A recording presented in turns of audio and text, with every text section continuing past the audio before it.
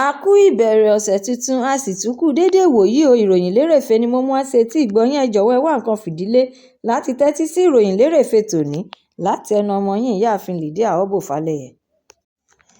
Gẹ́gẹ́ bí gbogbo orílẹ̀-èdè àgbáyé ti bẹ̀rẹ̀ sí ní ṣe àmì ọ̀sẹ̀ fífún ọmọ lọ́yàn ti ọdún 2026, èyí ló mú kí aya gómìnà ìpínlẹ̀ Anambra Dókítà Nnenye Soludo rọ gbogbo obìnrin jákèjádò orílẹ̀-èdè yìí láti rí dájú pé fífún ọmọ lọ́yàn jẹ́ ohun àkọ́kọ́ tí ó sì tún gbọ́dọ̀ wà ní ìpele àkọ́kọ́ lọ́kàn àyà wọn, nítorí pé ọyàn mímu fún àwọn ọmọ ọwọ́ jẹ́ ẹ̀bùn tí ó ṣeyebíye láti mú ìlera tó péye bá àwọn ọmọ, tí ó sì tún jẹ́ àjẹsára tó ń ṣe ara lóore, àti pé ó tún máa ń jẹ́ kí àsopọ̀ tó pẹ́ wà láàárín ìyá àti ọmọ. Soludo, tí ó jẹ́ olùdásílẹ̀ àjọ Health Living tí ó ń pèsè ìrànlọ́wọ́ fún àwọn ènìyàn, ló sọ̀rọ̀ yìí jáde síta. Ẹ̀kúnrẹ́rẹ́ ìròyìn eléyìí náà wà nínú ìwé ìròyìn Punch. Àwọn òṣìṣẹ́ iléeṣẹ́ ológun ti ilẹ̀ Nàìjíríà ti ń gbáradì tí wọ́n sì ń ṣiṣẹ́ ètò ààbò nípa ṣíṣọ́ àwọn ọmọ ẹgbẹ́ Islamic Movement ti ilẹ̀ Nàìjíríà (IMN) bí wọ́n ṣe ń ṣe ètò ìsìn wọn lọ́dọọdún lójú ọ̀nà Kano sí Zaria ti ìpínlẹ̀ Kaduna. Àkọsílẹ̀ ìgbésẹ̀ yìí di mímọ̀ nípasẹ̀ olùṣètò tí orúkọ rẹ̀ ń jẹ́ Zakadzola Makama. Ètò ìsìn yìí bẹ̀rẹ̀ ní nǹkan bíi déédé agogo 7:30 òwúrọ̀ 7:30 AM ní ọjọ́ kejì oṣù kẹjọ August 2 ní agbègbè ìjọba ìbílẹ̀ Markafi, èyí tí ó dojú kọ ìlú Zaria. Ẹ̀kúnrẹ́rẹ́ ìròyìn eléyìí náà tún wà nínú ìwé ìròyìn Daily Post. Ìlú-mọ̀-ọ́n-ká olùṣètò lórí ẹ̀rọ afẹ́fẹ́ Pella ti jẹ́ kí ó di mímọ̀ fún gbogbo ènìyàn wípé àlejò 100 ni òun fẹ́ pè sí ibi ìgbéyàwó olórùka ti òyìnbó ní ọjọ́ kẹjọ oṣù kẹjọ August 8. Ìdí ni pé ìgbéyàwó ti ìbílẹ̀ tí òun ṣe ní ọjọ́ kìíní oṣù kẹjọ August 1 ọ̀sẹ̀ tó kọjá ní ọ̀pọ̀lọpọ̀ ènìyàn ti fi ìlà ìpè pé òun wípé wọ́n ti jí ẹ̀rọ ìbánisọ̀rọ̀ àwọn lọ. Nítorí ìdí èyí ni òun ṣe sọ pé 100 àlejò ni òun yóò pè láti lè dènà irú ìwà búburú yìí. Ẹ̀kúnrẹ́rẹ́ ìròyìn eléyìí náà wà nínú ìwé ìròyìn The Nation. Ààrẹ àná tẹ́lẹ̀rí Olúṣẹ́gun Ọbásanjọ́ gba àlejò àwọn ènìyàn jàǹkàn-jàǹkàn olóṣèlú ní ọjọ́ ìsinmi ní ilé rẹ̀ tí ó wà ní Ọbásanjọ́ Presidential Library, Abẹ́òkúta, ìpínlẹ̀ Ògùn. Àwọn ènìyàn pàtàkì bíi gómìnà Ṣèyí Mákindé ti ìpínlẹ̀ Ọ̀yọ́, gómìnà àná tẹ́lẹ̀rí ti ìpínlẹ̀ Èkìtì Káyọ̀dé Fáyẹmí àti gómìnà ìpínlẹ̀ Ọ̀ṣun tẹ́lẹ̀rí Ọlágúnsóyè Oyinlọ́lá. Gómìnà Ṣèyí Mákindé wá sọ lórí ẹ̀rọ alátagbà X rẹ̀ wípé ìjíròrò àwọn dá lórí kókó ọ̀rọ̀ pàtàkì ti orílẹ̀-èdè yìí síwájú ètò ìdìbò gbogbogbò ọdún 2027. Ẹ̀kúnrẹ́rẹ́ ìròyìn eléyìí náà wà nínú ìwé ìròyìn Vanguard. Ilé-iṣẹ́ sìmẹ́ǹtì Dangote Ọbájánà Plant ti jẹ́ kí ojúṣe rẹ̀ fún ará ìlú túbọ̀ di gbígbòòrò sí i nípa pínpín àwọn ohun èlò ètò ẹ̀kọ́ fún àwọn akẹ́kọ̀ọ́ ní ìlú Lọ́kọ́jà, ìpínlẹ̀ Kogi.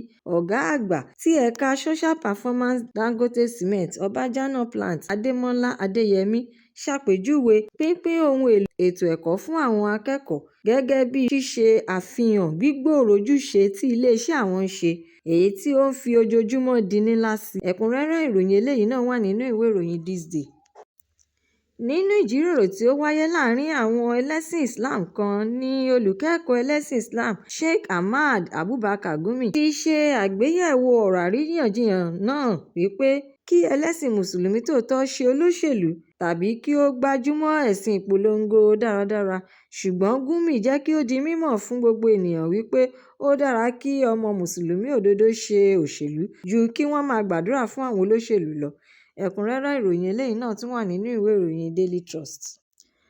Àwọn ẹgbẹ́ olùdíje ti ilẹ̀ Nàìjíríà parí ìpolongo ìdíje 2026 Commonwealth ti Glasgow ní ọjọ́ ìsinmi pẹ̀lú àmì ẹ̀yẹ 24, èyí tí àmì ẹ̀yẹ wúrà jẹ́ 10, àmì bàbà jẹ́ 7, fàdákà náà sì jẹ́ 7. Àwọn ẹgbẹ́ ọmọ ilẹ̀ Nàìjíríà fi ìdí àṣeyọrí ìtàn kalẹ̀ nínú ìdíje eré náà bíi eré sísá, gbígbé irin sókè, júdò àti bẹ́ẹ̀ bẹ́ẹ̀ lọ, tí wọ́n sì tún parí pẹ̀lú ipò 7, ṣùgbọ́n wọ́n wà ní òkè téńté ní ilẹ̀ adúláwọ̀. Ẹ̀kúnrẹ́rẹ́ ìròyìn eléyìí náà tún farahàn nínú ìwé ìròyìn Premium Time.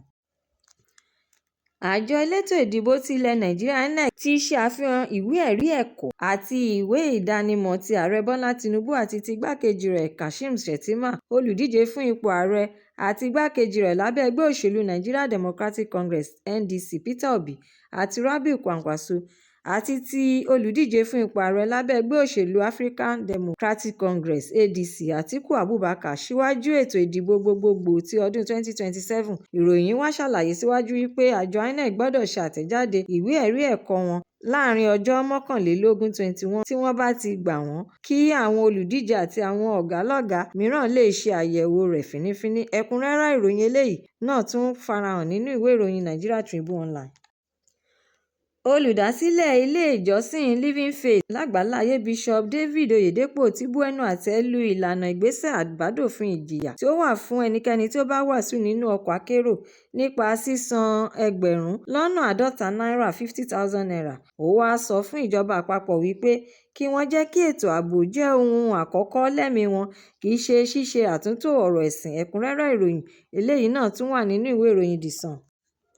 Gómìnà àná tẹ́lẹ̀ rí ti ìpínlẹ̀ Abia tí ó tún jẹ́ aṣòfin èyí tí ó ń ṣojú àríwá Abia, Orji Uzor Kalu, ti gbèlẹ́yìn ojúṣe ìjọ Àgùdà Catholic ti ilẹ̀ Nàìjíríà nípasẹ̀ ṣíṣe àpèjúwe àwọn bíṣọ̀bù gẹ́gẹ́ bí ohun òtítọ́ fún àwọn ènìyàn, èyí tí ìfẹ́ orílẹ̀-èdè wọn ń ṣe àkóso ìdásí ọ̀rọ̀ wọn nínú ìṣẹ̀lẹ̀ kan tàbí òmíràn, kì í ṣe ọ̀rọ̀ òṣèlú rárá.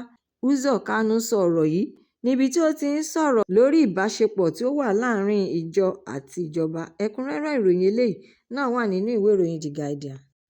Ìròyìn lérèfé tòní kò ní jù báyìí lọ. Ẹ ṣé tí ẹ̀ ń tẹ́tí gbọ́ mi ní gbogbo ìgbà. A tún máa pàdé lọ́jọ́ mìíràn láṣẹ Èdùmàrè fún àkọ́tún ìròyìn lérèfé. Ẹ má ṣe aláìlọ́kan sí YouTube channel ìròyìn lérèfé. Kí ẹ jọ̀wọ́ kí ẹ bá mi subscribe, kí ẹ má tún gbàgbé láti fi èròǹgbà yín ránṣẹ́ sórí rẹ̀, kí ẹ bá lè máa ní àǹfààní láti máa gbádùn ìròyìn lérèfé síwájú àti síwájú sí i. Ẹ ṣé mo dúpẹ́ tí ẹ̀ ń tẹ́tí gbọ́ mi ní gbogbo ìgbà. Ó dàbọ̀.